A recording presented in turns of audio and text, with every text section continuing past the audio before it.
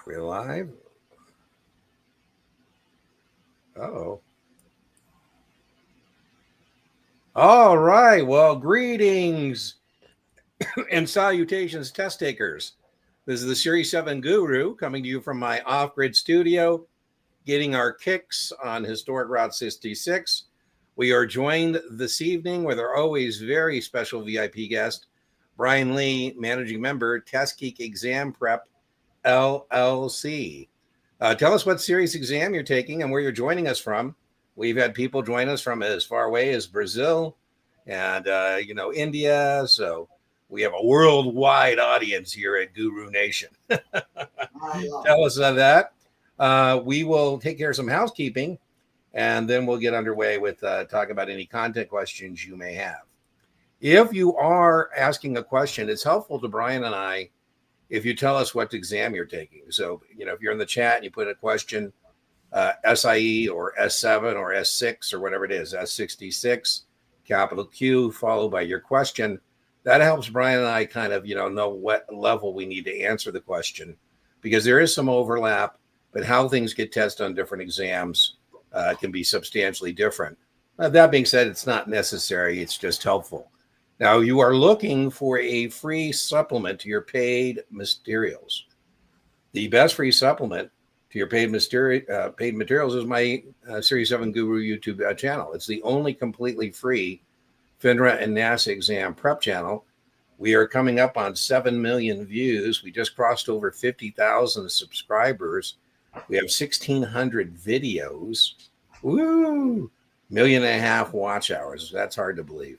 I don't know if that's one person watching 1.5 million hours or, a person watched the same video. Listen, it's a lot of content, all free. But that can be pretty intimidating. So I've organized the channel in what are called playlists based on your series. So either go to the homepage or you go to the series playlist tab and you find your exam. Let's say you're taking the SIE, for example. There'll be 4 playlists there. The playlists are in suggested watch order. The videos are in suggested watch order, but it's a buffet. Take what you like, leave what you don't. If you go to the Series 6 playlist, for example, you'll find as the first playlist a podcast overview of 66 that Brian and I did.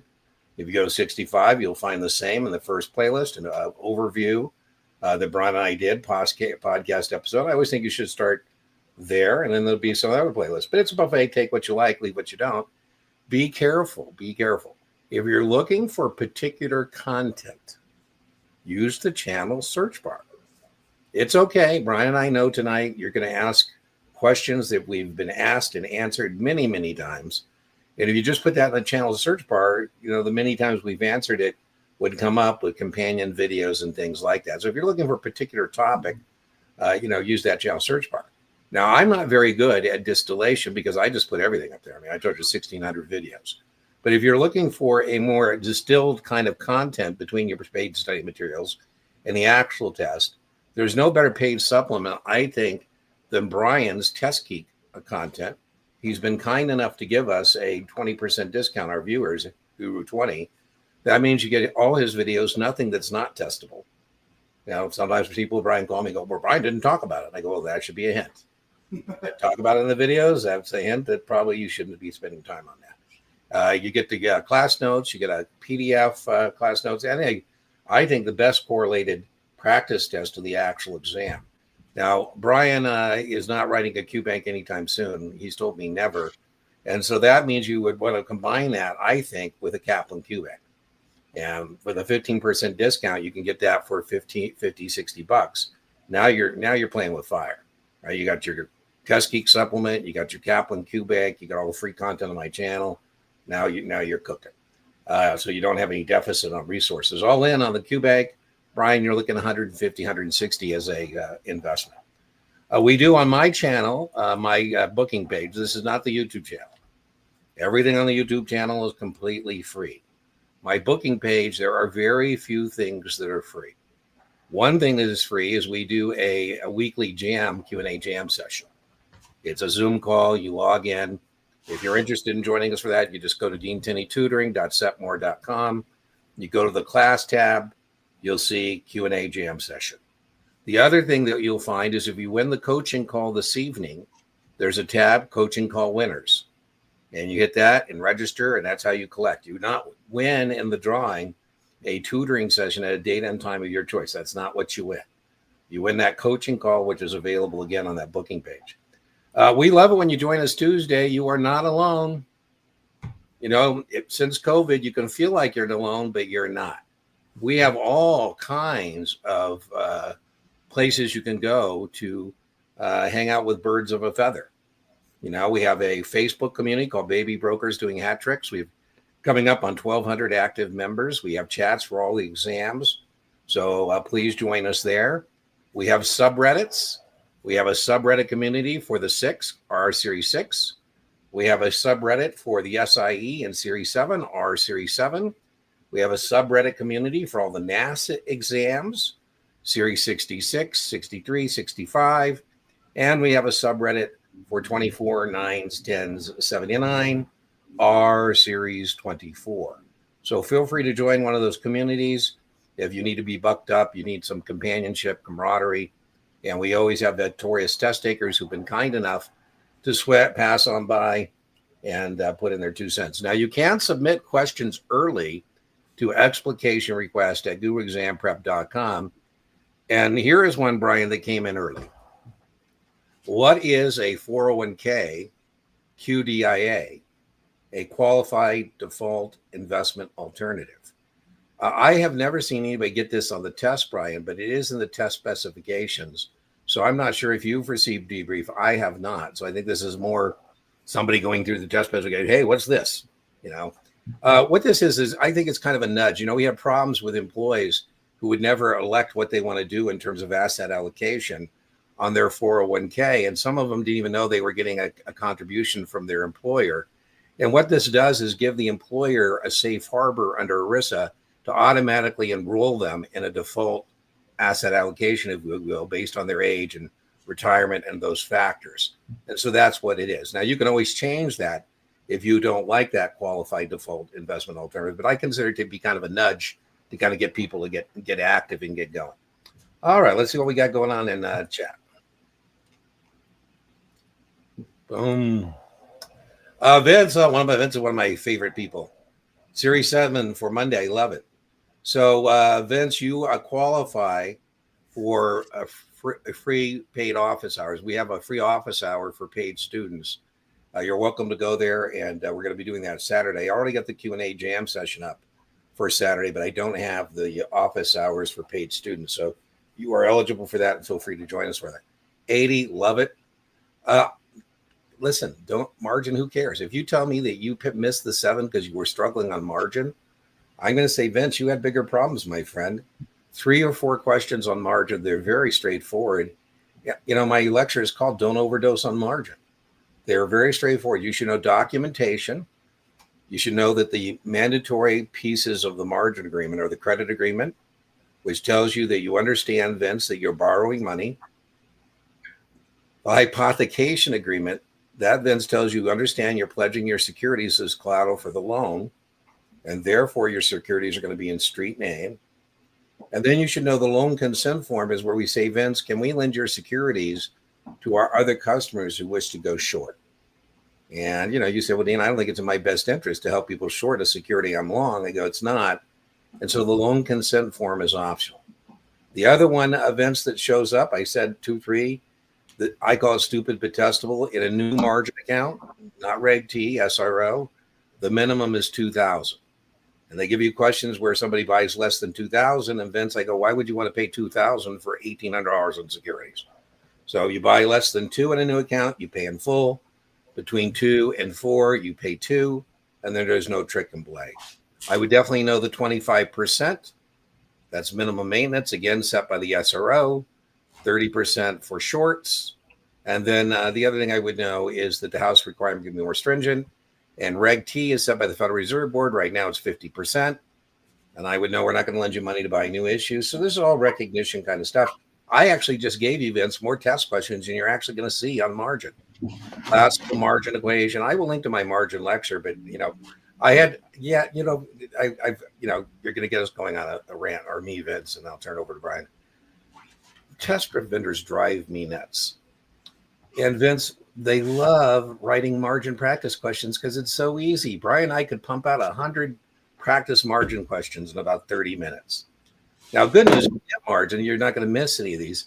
I literally, Vince, had somebody using past perfect by her employer, and they wouldn't let her move on until she got a 90% in every past perfect unit, including margin. And she paid me to tutor her through the past perfect margin questions. Vince, she gave me, it's a waste of your time, but she gave me permission to put that tutoring session up on my channel, and you can find it under coaching tutoring replays. I called it Margin Questions from Hell. And what I felt really bad about, Vince, is she's spending the resources on me to work questions that she's never, ever going to see on the Series 7. Your thoughts, Brian, on margin? 3 questions. There you go. Now let's look what you got. Yield on corporate bonds compared to treasury bonds. Well, I don't think that's going to be a comparison. The yield is the yield. Maybe the tax consequences. Corporate bonds are fully taxable. Treasury bonds are taxable. The U.S. government can and will tax you on treasury bonds interest you receive. States would like to, but can't. And I don't know what you mean, Vince, by normal market conditions. Well, corporate bonds pay higher than treasury bonds, but you should definitely know interest rates go up. There you go. I love it, Brian.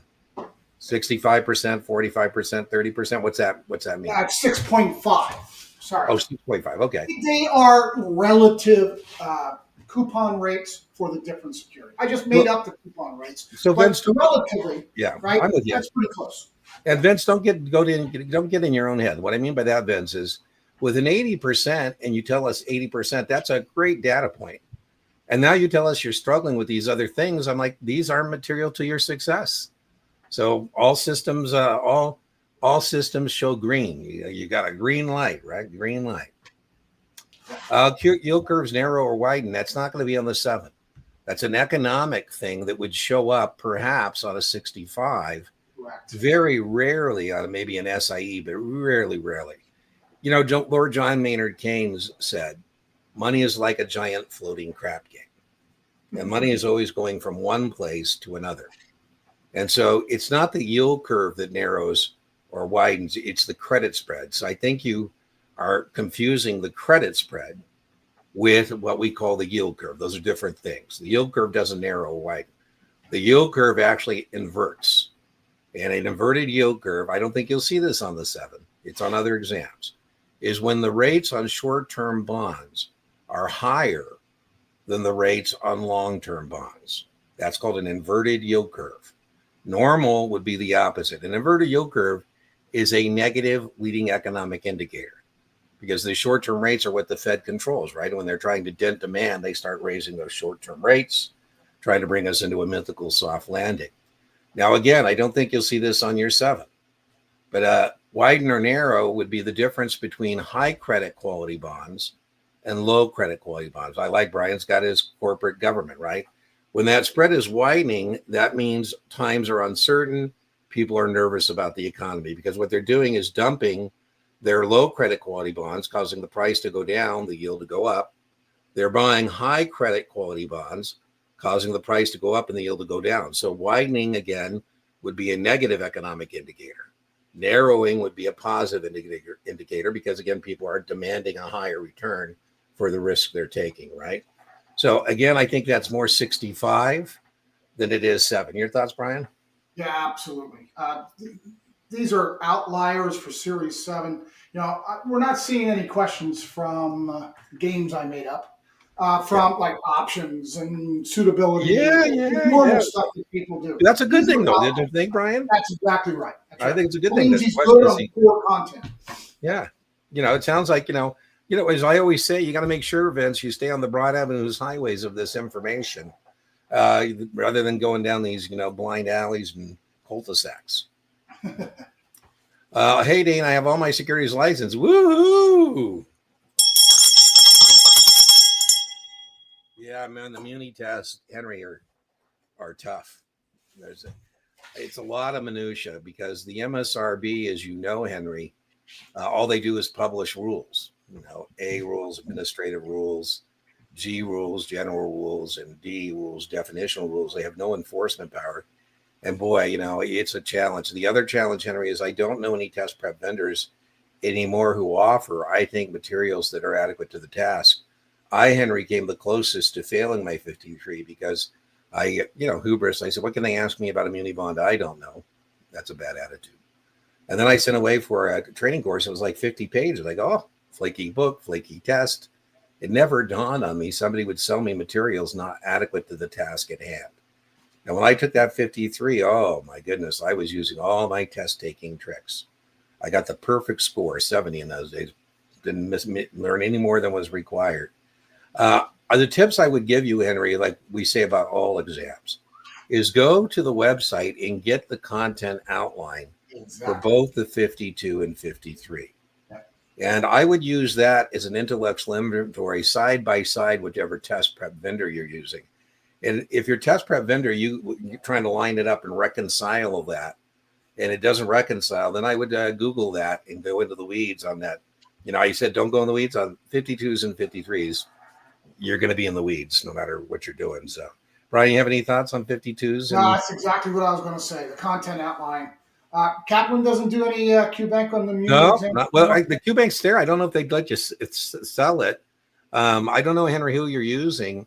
Jerry Solomon used to offer every exam, and then he sold out to Pass Perfect. And so now I don't know if Pass Perfect is still doing 52s. I did tutoring, Henry, for 52 and 53. And I was very clear with the persons that I was doing this with that I don't feel comfortable with it because it's not something we do all the time. But it was funny. I bought the Solomon 52 and Jeremy called me and goes, hey, I saw you just bought my materials. I go, yeah.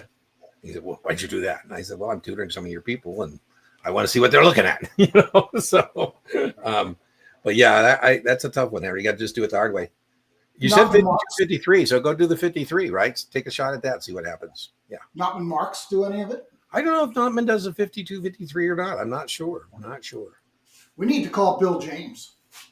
Bill, they stopped. Bill got cut from that because they took from him, Brian, the 53, and he was really bad because he loved it. Oh, Henry, we had a guy. He was the big muni guy. Yeah, he loved it. He would teach from his MSRB, and then Kaplan thought there wasn't enough volume to support Bill being a subject matter expert and doing the 53. So, Bill was upset. They got rid of that. I forget what else they got rid of. I think we don't offer the Kaplan doesn't offer the 4 anymore.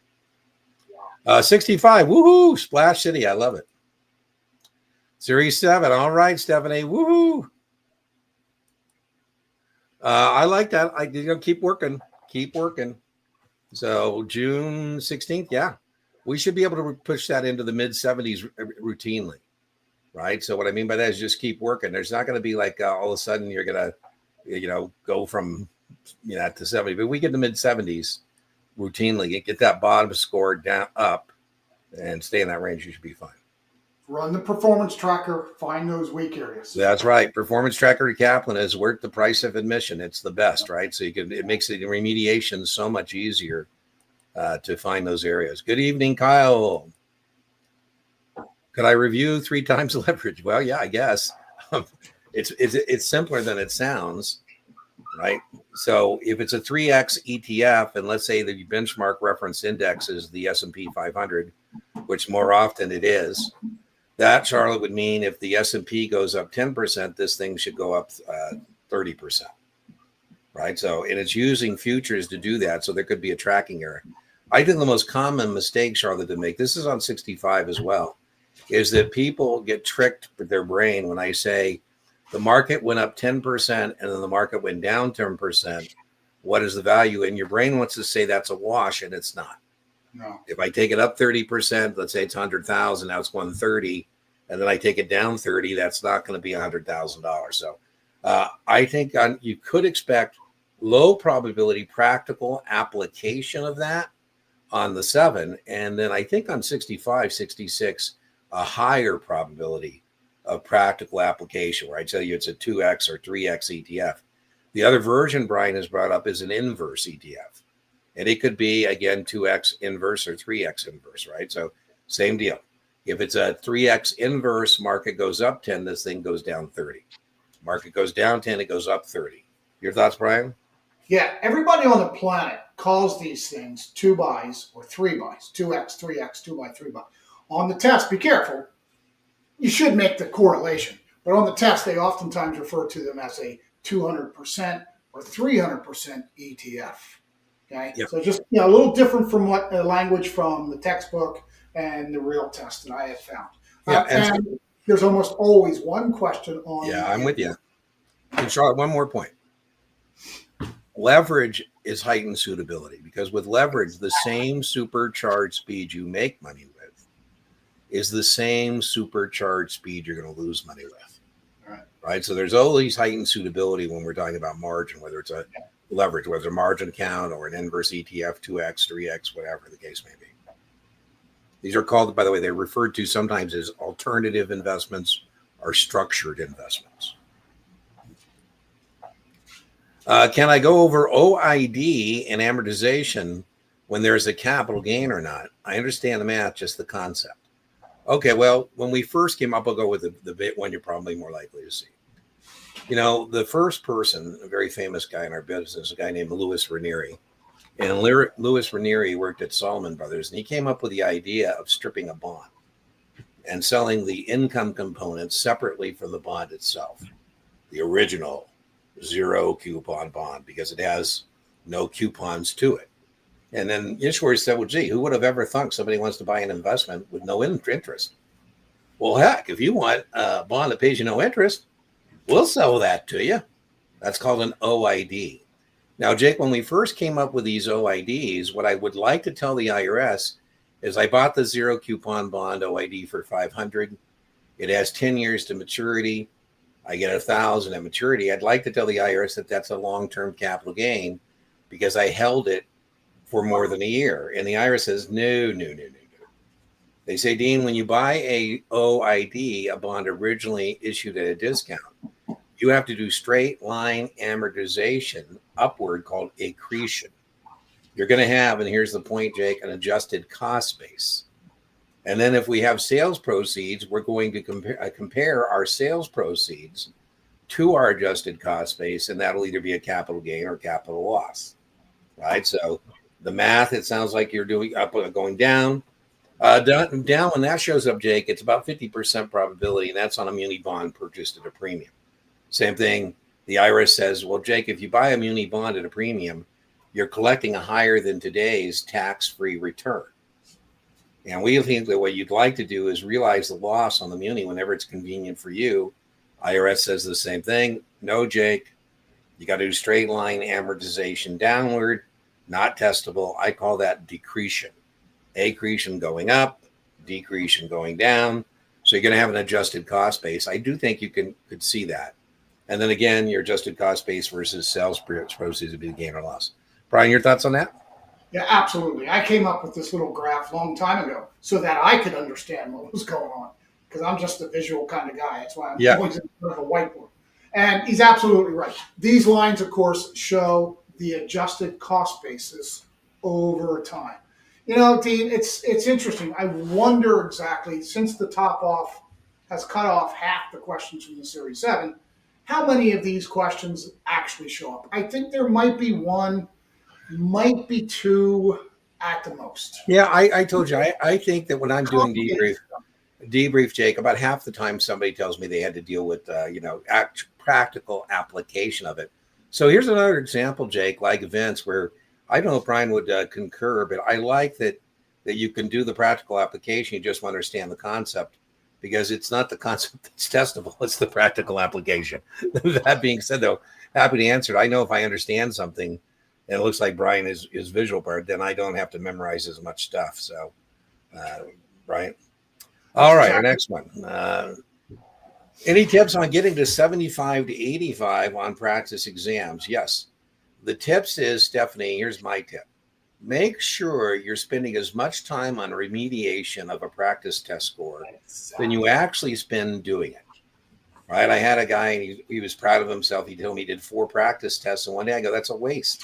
I mean, you can't possibly doing remediation correctly using your performance tracker to find those things to remediate. And then again, I would give yourself permission to spend a day, not one a day. Maybe you do a practice test, you remediate. Maybe the next day you lay some more base on that, then take another practice test. And I think that's the way to get better improvement. Now, the other thing I always warn people, give yourself some grace. What I mean by that is don't beat yourself up. Most of those scores improve incrementally. It's not usual that somebody's getting a 75, 85. By the way, if you're getting 75, 85, Stephanie, this is a champagne problem you have. Champagne problems, Stephanie, are not real problems. And so I'm looking at this now, and you're telling me you're getting 75, 85. That's right where you need to be, right? So I'm not worried about you at all. That being said, though, it's incremental. And, the only time scores really jump, I find, Brian, is when somebody's so exhausted, they take a day off and they come back and their score pops. But you're not going to pop, Stephanie, from 85 to 95. Oh, to getting to, there we go. You're not there yet. Okay, my bad. That's where you're trying to get. So let's get rid of the 85. Let's just get to 75 first. Brian, your thoughts? Yeah, you and I talk about this all the time. And it's an important process of the test taking, no matter which exam you're taking, right? I talked to a gentleman today. He was taking the exam in less than 48 hours. I said, how many have you taken a simulated exam? He says, yeah, I took one about a week ago. He's got a test on Thursday. So I said, well, because here's what we needed to do or want to do. Take the simulated exam. Just like Dean said, whatever score it is, run the performance tracker. They will then break that score down into its different component units. Man, remember, a chain is only as strong as its weakest link, right? So what you're finding or trying to find are those weak links. Then, once you identify that from the performance tracker, you go back into the video. Dean's videos, my videos, whoever videos, both of our videos. I have the class notes that go with it. And then I like to do a custom quiz from the QBank. Again, you're not doing 57,000 QBank questions on one unit. I like no more than 10 to 15. That way you don't get too far in the woods, right? In the weeds with that. So you identify these two weak links, review Dean or my videos and or class notes, and then do a little custom quiz on it, right? And you do that for each one of these. And that's what Dean says. You're spending as much time on remediation as you are on the actual exam. And then you rinse and repeat. You take another simulated exam another day, run the performance tracker, identify the weak areas, run through the videos, class notes, and very, very important, Stephanie. We're not taking practice tests aimlessly. I get really upset with there's some OGs in the securities industry that think the way you pass these tests is just to do a gazillion practice tests and questions. Not true. We're not doing practice tests to learn. We're doing practice tests counterintuitively to find out what we don't know. We're doing an intellectual inventory. So it's counterintuitive, but when people say, oh man, I missed so many questions today, I go, great day. That's all. Look at all the things we found out we don't know. That's what I meant about giving yourself grace. That's going to be happening all the way to the end. You're going to be finding things you still don't know. So that's how I would approach it. Now, both Brian and I think you should lay base first, and you shouldn't be doing practice tests until you're about 7-10 days out. That's when you now start doing this intellectual inventory, again, doing some course correction in terms of things you need to remediate. So I think that's a nice overview there. Brian, anything else? I love it. That's it. Love that board, man. That's some nuggets on that board right there. Let me just one more time show you that board, man. That is some nuggets. Those weak areas. Yeah. Nuggets. The playlist. I think, Henry, when people get overwhelmed with my channel, Brian, I think of like microbrews, right? I used to be an investor in a place called the Beer House, and we had 30 different taps with microbrews, all great beers, and then we had another 50 different bottles of great beers, and people would just sit there and they'd be looking at it, and then they'd order like a Bud. I'm like, why would you order a Bud when there's all this great beer? And I said, we should sell you a Bud, but charge you like $20. It's kind of like that QDIA. So I've tried to organize it in a way that you can access it. As I mentioned, it's those series playlists. So Henry, I'm glad you were navigating your way through the channel using the playlist, because that's what I intend. And then use that channel search bar for particular topics you may have. Finally hit 85. Woo-hoo! Leah, that's fantastic. Wow, love that. Any tips on how I can tackle the exam? Well, good news, I guess. I mean, some product knowledge does come from sales efforts. So I would hope that when you read the Series 7 mutual fund units and you do those practice questions, it probably doesn't look as foreign as it would to someone. So let's start there. But remember, the 7 is a much, much, much different beast. There's a lot more stuff that you never encounter on the 6. I would say make sure you focus on munis and options. That's about 40 questions, give or take 5. And so, make sure you have a systematic study plan that you're executing, that you just don't kind of, you're not all over the place. What is a systematic study plan? Well, once again, Brian dropping some nuggets on his whiteboard, right? So we all believe you should read the book cover to cover, and I don't get weak. People ask me 1,000 times. I think they think, Brian, if they keep asking us, that at some point we go, okay, we lied to you the first 900 times. You don't need to read the book, right? You need to read the book. I would add to that, without taking notes, without highlighting, because, I've had people come to my class, Brian, and they've highlighted the whole damn book. And I'm like, well, not all that stuff is important as all these stuff. And when you're first reading, you don't know what's important anyways. So I would just want you to get through that text cover to cover in as close to one setting as possible. Yes, that's what I just said.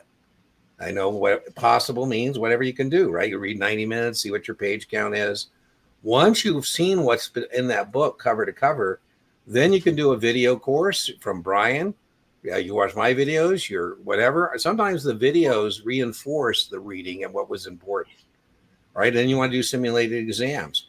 So I think we should do a unit and move through it sequentially. I had a guy, I don't know if this happens to you, Brian. The guy, I call it repent. He finally repented. He kept doing what we tell people not to do. And I said, I don't know what to tell you. I mean, you keep doing the wrong thing that we tell you not to do, and you don't pass. So at what point are you going to stop doing the same thing, right? That's insanity. The same thing over and over. Finally, this time now he's getting 75s, 80s. I said, wow, you're doing much better. What'd you do? He goes, well, I decided to read the book. Oh, I started to follow the study plan. So, can we go over 3? I think we did that, Charlotte. Did we not do that? I think we did that. Yes, we did. Yeah, I think we just did that. All right. Woo! Hey, listen, I've added, Avery, a new, besides ringing the bell, for whom does the bell toll? It tolls for thee, victorious test taker. We also, I hoist an adult beverage in your honor. The gift or gratuity rule does not apply to gurus or test geeks. I had a guy, Brian, a bottle of Johnny Walker Blue. Thank you so much. Nice. It's better even than a super chat. All right, what's next here? Charlotte. There we go. I'll be taking this one the second time. Got a 70. I hate those high scores and missing. Right in the mid 80 now. Listen, Mighty 90 tomorrow. Any other recommendations? No, I think you should be able to find your points. I always dwell and sometimes make the analogy of slaying the Series 7 dragon.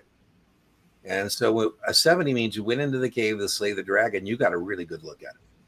You know what he looks like. He's still there. He's waiting on you for Thursday. You're getting an 80, and I think you're going to get him this time. So here we're Tuesday. Wednesday's your real last day tomorrow morning. So I think the most important thing is to reinforce, make sure Wednesday night you get a good night's rest. You want your reading skills in top form. So I don't have any secrets for you. You might want to add to the Mighty 90. I have another one called Series 7 to 60 Minutes.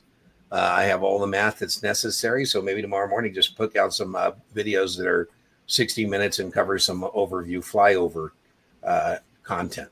Right. So anything, Brian, between now and Thursday?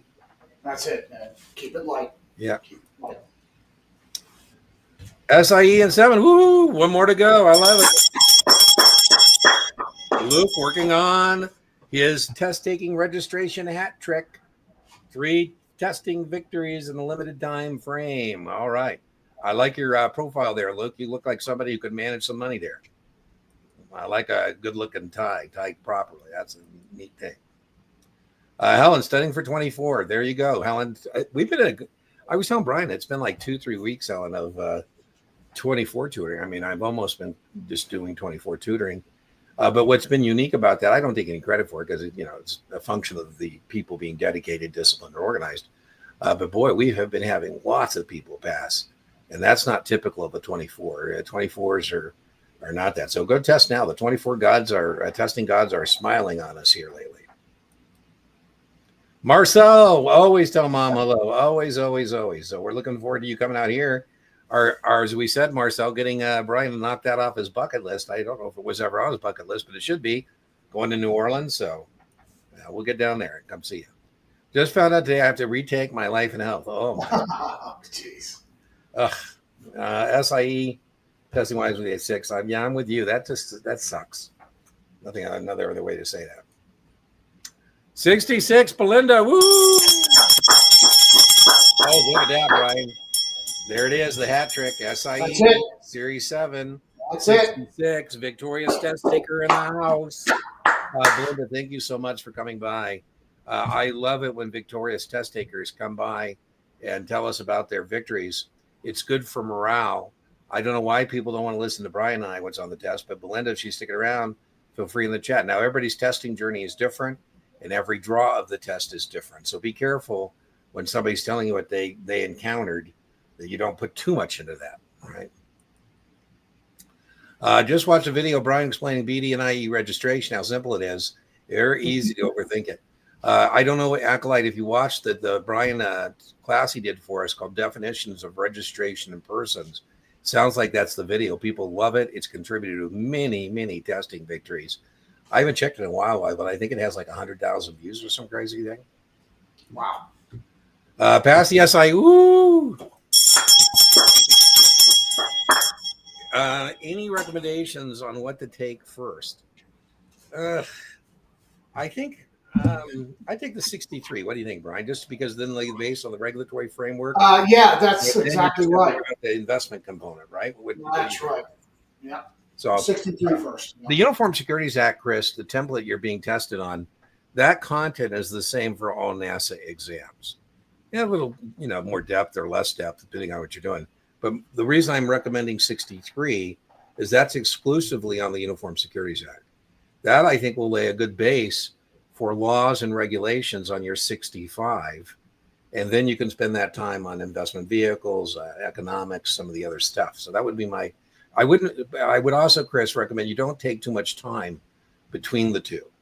In other words, when you take that 63, what do you think, Brian? 2-3 weeks out, take the 65? Yeah, absolutely. We don't want that 63 knowledge to dissipate before you get to the 65. That's right. Yeah. Do I have a Facebook? I do. At Facebook, I don't have an Instagram. I think I do. I think they automatically give you one. On Facebook, my Facebook page, no surprise, is Series 7 Guru. So there is a Facebook page. Now, I feel bad because I'm not on Facebook all that much. There's the Baby Brokers doing hat tricks. There's my Facebook page.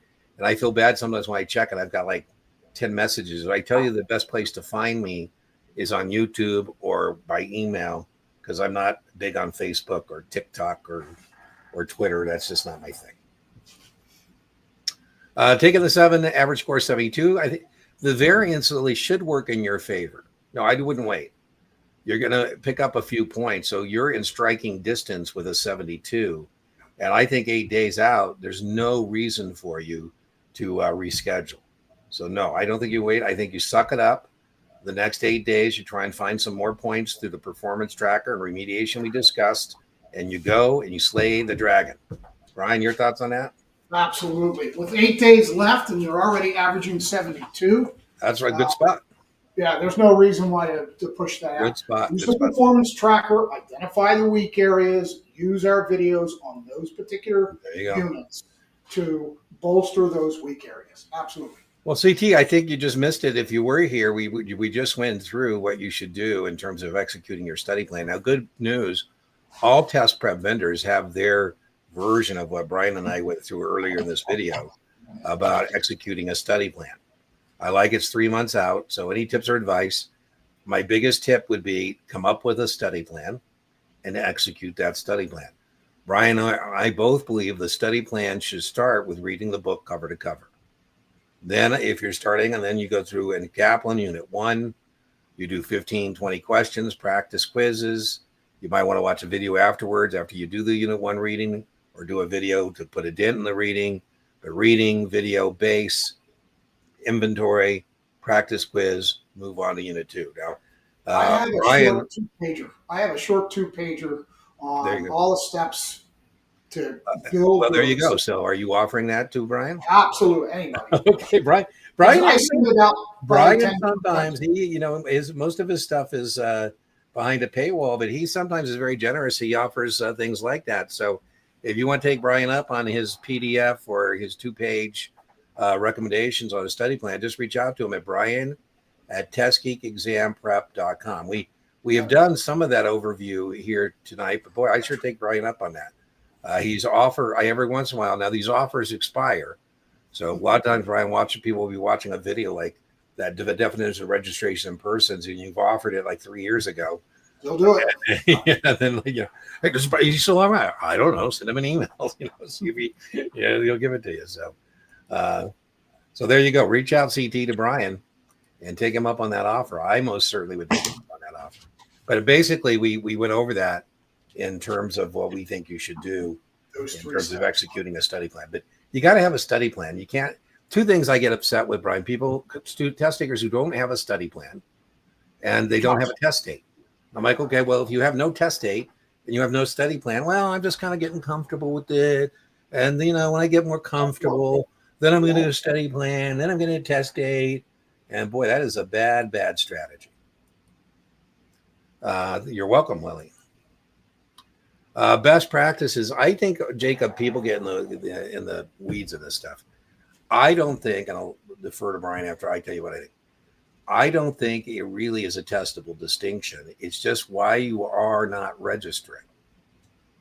So it's not really as an exclusion or exception. It's the rationale for why you are not registering. And so I think people spend way too much time on trying to make a distinction between, is this person excluded or are they an exception? P.S. And I think, Brian, it's because of test prep vendors they do this. Absolutely. Where they just torment people on that. So I don't think it's best practice. I would just know, here's the way I think of it. If, who has to register? If not, why not? What I mean by that is, what is the safe harbor we're using? What exclusion, what exemption? But mostly it's about registering, not how to get out of registering. It's mainly like, how do we register? Qualification, coordination. Why do BDs register? They have a retail client or an office. Your thoughts on exclusion versus exception? Yeah, we've encountered this question the last couple of weeks now. Yeah. And I don't think Dean or I typically use either of those 2 words, with one exception. Excuse the pun. There is one easy list of excluded definitions, and it's easily remembered by the acronym LATE. That's really the only thing you're going to have to worry about with the excluded definitions from IAs. Yeah. It's lawyers, accountants, teachers, and engineers. Now, what I would add to that, Brian, is I think, Jacob, in terms of best practice, I think on NASA exams, there are pivot words and questions. And Brian just put up, I wish we had more memory aids like that. But then the other word we're looking for is the investment advice they're giving is incidental. That's right. Right. So there's words like incidental, clerical. So when you're reading a question, you really kind of, it's a reading test, RTFQ, read the full question, RTFA, read the full answer set. So that would be my answer to best practice. Make sure you're clear what the question's asking, what answers are being offered to you. And then Brian's point, and this, I think we practice this the same way, Brian. It's not exclusion or exemptions. It's just, Jacob, if somebody's not registering, you've got to be able to tell me why. Right. So, for example, if you're telling me that the investment advisor isn't registering with the state, and then you should be prepared to answer a question because they have 100 million or more in assets under management, for example. Right. So if they're not registering as a state covered advisor, the why? Well, they're de minimis, whatever the case may be. Well, there you go. Well, I'm glad you're fine. Millionaires in training. I love it. I always joke, if you're poor and you deserve to be rich, the securities industry is for you. So everybody, I think, taking a FINRA NASAA exam is a millionaire in training. Right. One of my guys, I never hired him because he was one of my best clients. And I thought, well, he's not going to be hungry. How stupid was this, Brian? And then I finally sponsored him, and he was one of my best brokers because he didn't need to be greedy because he was already rich. And then I was kind of hurt. My feelings were hurt because then all the family money came rolling in, and I was hurt that the family wasn't doing business with me. He was. Oh, okay. So maybe you're already a millionaire and you're coming into the securities industry. I don't think Brian and I started out as millionaires when we came into the. Did you start as a millionaire as a baby broker? No. I certainly did. We get it, by the way. So when we're telling people this is not a time to be frugal, I get that some of you may not have the resources to do what we would like to do, but boy, if you do have the resources, for example, buying that paid supplement from Brian for $100, give or take, and buying a Kaplan Q Bank, this is a time, man, to invest in yourself, right? I always think of human capital as an investment, right? So our baby brokers are growth stocks, right? They're not going to pay dividends anytime soon, but they're investing in building their career. And, I joke, I consider myself, I'm not a growth stock. There's no price appreciation in me whatsoever. I'm a blue chip. I got a track record. I pay dividends. Just got done teaching the SIE full class on my channel. Oh, you have a channel? Are you over here fishing for other people? No, I'm joking. If you want to check it out, well, I think it's bad form to come over to my YouTube channel and my live stream and send people off to your channel. But I would imagine Millionaires in Training is certainly. Now let's see the avatar. The avatar. I can't really tell that avatar. I can't. The OG in me thinks that's a little over the top. What do you think, Brian? Yeah, me too. I'll be taking the exam in a week. Any good tips for a dump sheet? So, Libby, if you put a data dump sheet or a cheat sheet into your Google machine, all kinds of examples of dump sheets will come up. I would want it to be your own. And so I would take that as kind of a jumping off point. I have a video called Tips, Tricks, and Memory Aids. And so you might want to check that out as some ideas about what would be on your data dump sheet. Certainly, I would have my matrix. I'd have my teeter-totter. Everybody be a little different. Now, I don't think it's necessary, but what I do think a data dump sheet is a good idea for is it kind of let your brain kind of settle in. Brian, I tell people if I told you could have one sheet of paper front and back with anything on it that you would like, what would be on that sheet?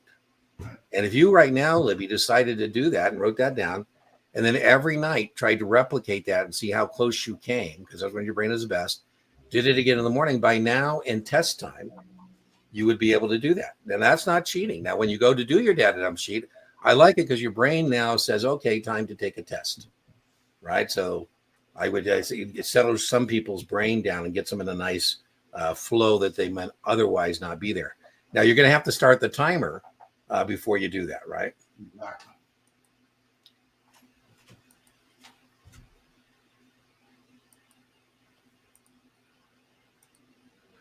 Charlotte, I'll see you on the weekend. Oh, I think I'm seeing you before that. I'm seeing you Friday too. How many practice exams should we do before the exam? I think everybody's different. What do you think, Brian? 3, 4, 5? What exam is this? 7. She's taking a 7. 37. Yeah, I it's got to be at least 3. 3. But again, it depends on taking inventory and remediation. Taking inventory, remediation. Right. 3 to 5 perhaps should be enough to get you. And Charlotte, listen, from working with you, I don't think you're a risk. You're doing the work. You're dedicated, you're disciplined, you're organized. I know you're executing a study plan because I'm a part of it.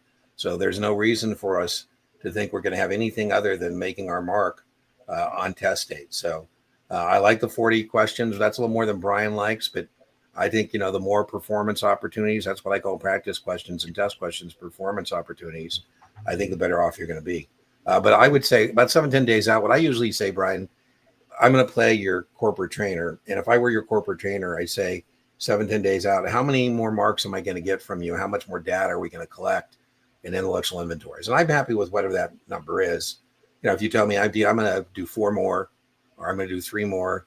If you tell me like we're 7-10 days out, I'm going to do 2 a day. I go, no, you're not. Right. Because we talked about that. We're going to do 1 every other day, something like that. I don't even know Charlotte, but she's already checking off a lot of my boxes. Yeah. Right?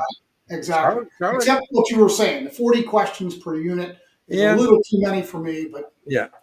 And then to Charlotte, just make sure too, we talked about this with other people, make sure as well that you're staying on the broad avenues and highways.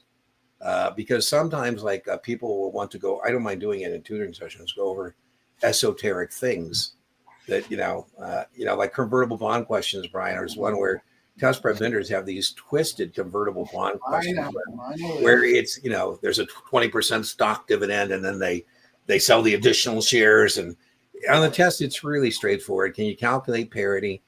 And maybe you get two of them, and it's what's Brian's word I like? Linear. It doesn't have a 2-paragraph kind of question that goes all over the place. Exactly. Yeah, there you go. And bonds, that's crazy. Ouch. As a putable bond. Well, that's not an option. So Noah, let me just talk about this. We have a trust indenture, and it's testable. Trust indenture is the written set of covenants or promises between the issuer and the trustee for the benefit of the bondholders. And, most bonds, corporate bonds particularly, are callable. And I could see where you might think of this as an option, but it's not the same as puts and calls in terms of like straddles, that kind of stuff. Issuers reserve the right to replace high-cost debt with low-cost debt, just like you would reserve the right to replace your high-cost mortgage with a low-cost mortgage. You would reserve the right to refinance. And so corporations say, hey, listen, we're not going to call this for at least 5 years. That's called call protection. We're not going to call it for 5 years. And if we do call it, we'll give you 102. So that would be the premium. I think of that as kind of like a prepayment penalty. So it may not be able to hold a bond to maturity. You might only get yield to call, particularly if the bond is at a premium. Now, a call provision is advantageous to the issuer in a declining interest rate environment. So now, Noah, I'm selling you a bond, and you say, Dean, the bond you're selling me has a lower yield than other bonds I've been looking at. I said, well, no surprise, Noah, because this bond has a put feature. Not all bonds have a put feature, but if you'd like, after 5 years, you can put this back to the issuer. So a put provision is advantageous to the bondholder in a rising interest rate environment, right? And so I don't think they're blending that. They're telling you that some bonds are callable, some bonds are puttable, right? You can put the bond back to the issuer. So I don't think you'll see that. You might perhaps see reverse convertibles where the issuer gets to decide to put you into the common. I don't think so. So the answer to your question, no, is the answer. What do you think, Brian? Is that a no or yes spending time there? It's not worth the iota sand in the ocean. It's just... Yeah. Can I go over an option spread? I certainly can. It's not the greatest format for this. But spread always means difference, right? So I say, hey, Brian, what's the spread on the game tonight? What we're betting on is the difference in the scores.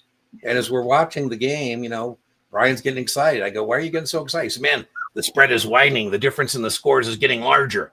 And that's my bet. I go, wow, okay, wonderful. Or the score might be getting closer, narrowing. And I said, Brian, why are you so upset? He goes, oh, man, I'm not going to beat the spread, the difference. So spread means difference. So that's always the case, where it's a credit spread or debit spread, difference. A spread is when you're long and short the same type of contract.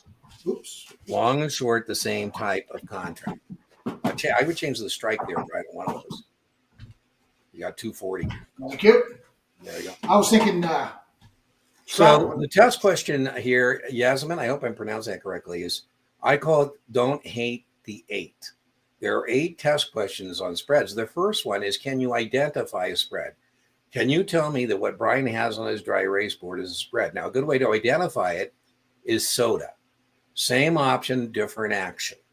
Same option, call, different action, buy, sell.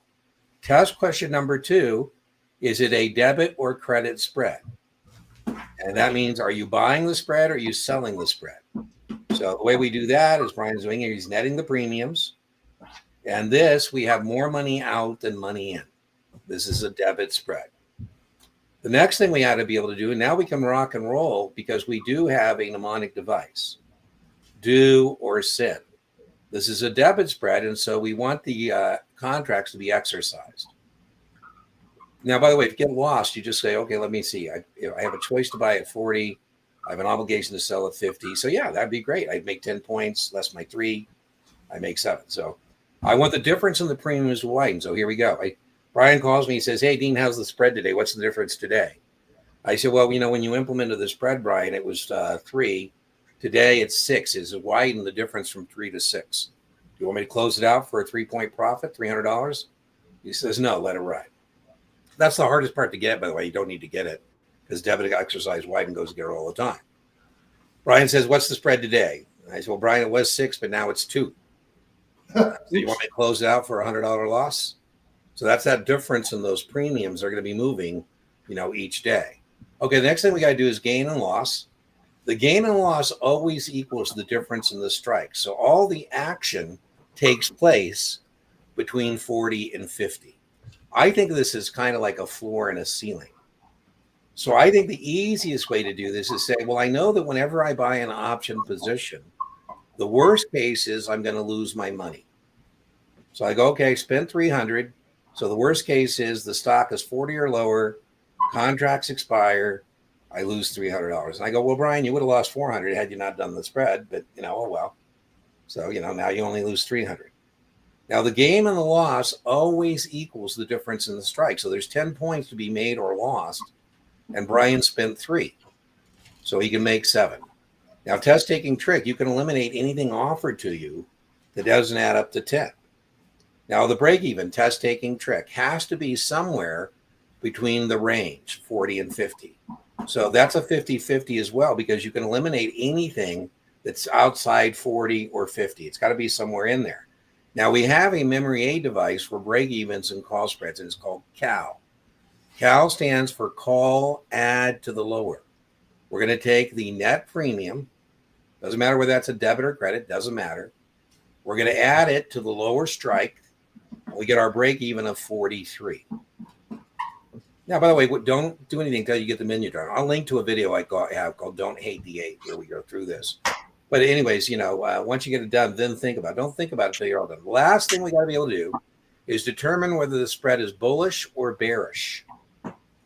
Bullish or bearish. The way we do that is the larger premium dominates the position. So if you're trying to figure out what sandbox you're playing in, are you in the short call playground or the long call playground? You're along a call. This is a bullish spread. The larger premium dominates. Now, PS, another way you can do it is with another trick, and this is called bulls. Bulls. Bull stands for because you are long the lower strike price. In any spread, if you are long the lower strike price, it is a bullish spread. Doesn't matter if it's a call spread, put spread, debit spread, credit spread, doesn't matter. You go to the lower strike. If you're long the lower strike, you're a bull. So there you go, Brian. Thank you so much. That whiteboard came in handy on that one for sure. And those are the 8. Those are the 8 questions. Good job. Wow. That is worth the money. Random question. Why do we have to wait 30 days? Well, you didn't used to have Acolyte. I used to tell people just queue it back up again. And I think there was too many people just queuing it up and staying down there until they got a draw. So now you have to wait 30 days. That is testable. And if you fail 3 times in a row, then you got to wait 180 days, and that's testable too. Don't you think that's a disconcerting test question, Brian? If you fail the exam you're presently taking, oh my God, do they know something I don't know? I remember the days when you didn't have to wait 30 days. Yeah, me too. I used to tell people just queue back up. Yeah. Acolyte went to take the driver's test, and I missed it by 1 point, and I did something I tell you guys never to do. I changed my answer. And then I said, is there a 30-day wait period? And she looked at me kind of like, what? I said, well, the tests I prepare people for, if they miss, they got to wait 30 days. She goes, well, no, you could take it again if you'd like. Do you want to take it again without studying? I go, well, yeah, I only missed it by 1. So, I missed it by 1 again. I said, listen, I'm all getting repeat questions, and you're giving me an answer key. It doesn't look like the database of potential questions is very deep. I mean, so how many of these things are there? And she goes, Dean, there's 5. I said, man, I've taken 2. She goes, yeah. The guy next to me, Brian, had taken it 2. I said, hey, listen, my friend, between the 2 of us, we have 4 of the 5 potential draws. I think we ought to form a syndicate. There you go. Why don't we go out there? And she goes, are you guys going out there to study? I go, call it what you will. Went out there, about 30 minutes, came back. Woohoo! Right. What videos do I suggest? Matt's and I have a couple great videos for 63. I have the Mighty 90 on the Uniform Securities Act. Highly recommend. I highly recommend Brian's video on my channel. What he did was in the evening, definitions of registrations and persons. Those are two very strong videos as it relates to your 63. I don't know if you're the guy who booted me. Did you boot me from the Reddit? I don't know. I'm releasing full class of 6 and 63 next. Well, great. Good for you. Again, I think you should be doing your own social media marketing and not on my channel telling people about what you're going to be doing. So, I think bad form, as I've said. Taking my 65 test shortly, just passed the 63 at SIE. Woo!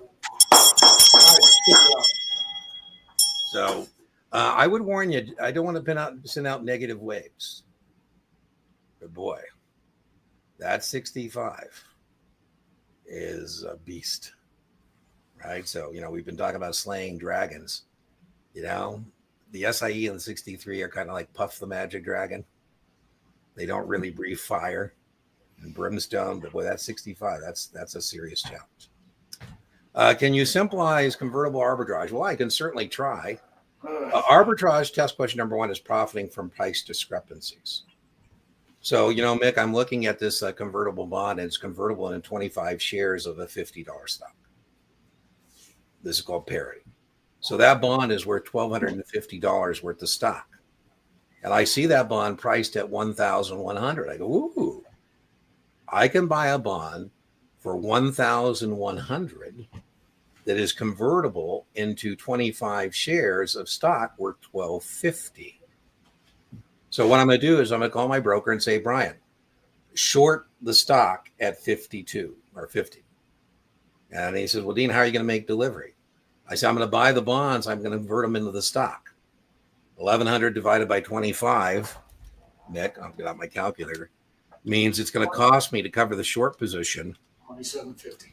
$44, right? I'm going to be able to buy the bond for 1,100, convert at stock at 44, and cover my short position at 50. So that's why we're shorting the stock. We're going to short the stock, buy the convertible, convert, and that's how I cover the short. The current market value of the common stock is worth more than the bond. Yes. In my example, the common stock was worth $1,250, but the bond was trading for $1,100. Well, yeah, you could buy the bond and convert and sell the stock, but then, Mick, you would have the likelihood perhaps that by the time you get this through the back office, the stock is no longer 50 and is 30. So there's two versions of arbitrage, Mick. I think Brian's going to give me grief. This is way beyond the test, but riskless arbitrage is when you do the long and short position at the same time to lock in the discrepancy.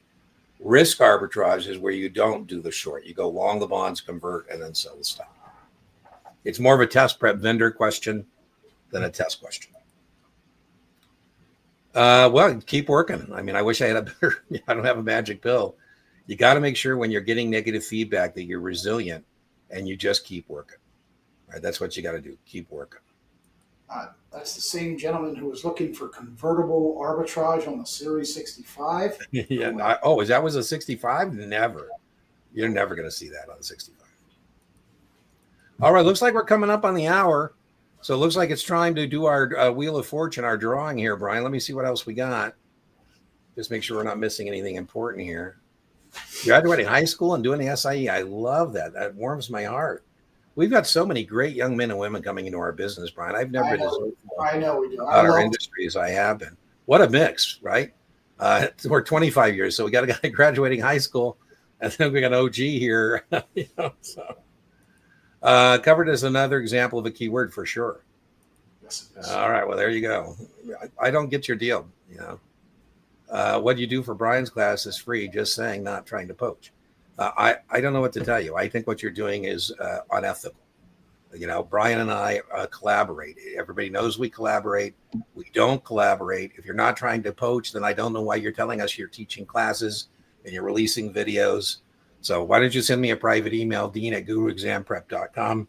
I'm more than happy to talk to you, but this is not a venue to sell anything.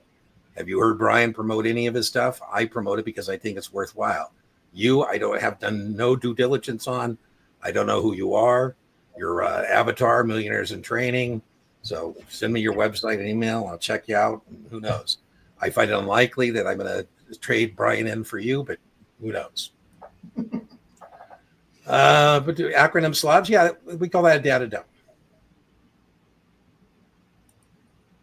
Okay, Brian. So let me go get the Wheel of Fortune before you put the word up there, just so that we're not doing that.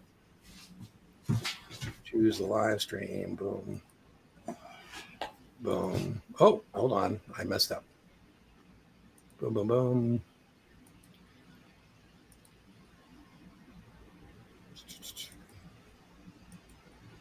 Okay, let me put this over here. Okay, Brian, I'm ready for the word. Now you got to put this in the chat exactly as Brian has it. So put that in the chat exactly as Brian is going to put it on the board. I'll keep making it an easy one. Okay. For those of you from back east, swimming in all the rain. Okay, so put rain into the chat if you want to participate. If we pull your name, what you win is the coaching call drawing. And so let me put that up here. Share screen. Boom. Boom, boom. Boom. Unlike our friends in the Northwest. There we go. Swimming in smoke. Let me see here. Okay, we are collecting as we speak. We are collecting the participants.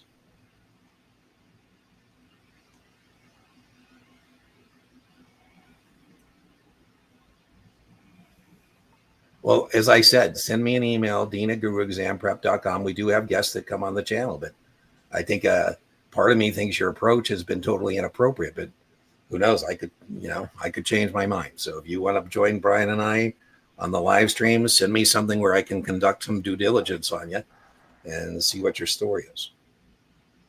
But in the meantime, if you continue to show up and promote, I'm just going to ban you from the channel. So there's my answer to you.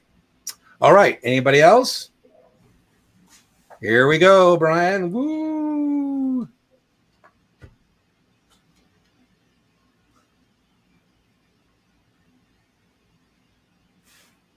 Matt Delamura. Man, I love that. That sounds like doesn't that sound like a sports car of some kind, like a Ferrari or something? What'd you get? I got a convertible Delamura, right? Matt, so send me an email. You don't need to, because you can go to dean10etutoring.setmore.com and go to the class tab, and you will find, let me get back to Brian and I, you will find the class tab where you can register for the coaching call. But if you have some kind of a problem, just send me an email at dean@guruexamprep.com, and I'm more than happy to help you out. But that's what you win. You want a coaching call, just come with any questions on any exam that you're taking, and we'll help you out on that.